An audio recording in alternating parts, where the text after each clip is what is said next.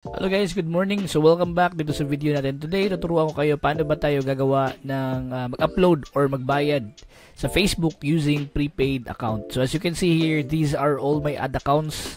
And may naka-disabled, may nag-payment failed kasi mga naka-prepaid lang yan halos.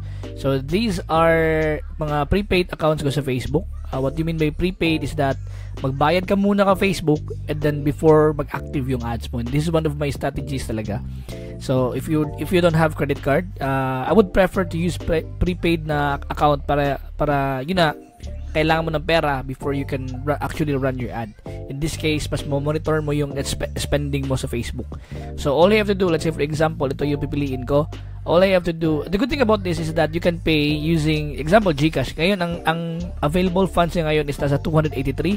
All I have to do is add lang ako ng funds dito and I can basically select kung whatever na amount ang ilagay ko dito. As you can see, nag-load pa yan siya. Wait for it to load. In this case, it is for example, ang gagamitin ko na payment method is GCash. Merong 700 pesos laman yung GCash ko. All I have to do is add ako ng 700 pesos and then click ako ng GCash. After dyan, just wait for it to load. Tingnan mo, may percentage na nakalagay. Yan. Diba? Percentage nakalagay 66%. So, just wait for it to load. After that, ma-load mo siya, then you can just basically scan mo lang yung GCash mo para mabayaran mo yung prepaid na amount dyan. So for example yan, so all I have to do is go to my GCash na app and then click ko yung scan and then I'll scan this one. I'll be using this sa cellphone ko. Scan ko siya.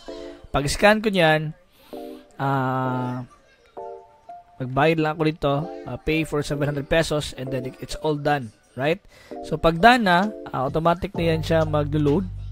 Yan, and then babalik ako directly doon sa page kung saan ako nag-apply and all I have to do is click back. Huwag mo restart, click back ka lang. Yan, back mo lang siya and then there you go, from 700 naging 900 plus because nag-add tayo ng 700 pesos. As you can see, funded na yun siya, funded, paid. And yeah, that's the good thing about using or paying your ad account using GCash, Maya, or e-wallets or PayPal pag prepaid na prepaid mode ang gagamitin mo. So that's it for this video guys. Thank you for watching and yeah, see you.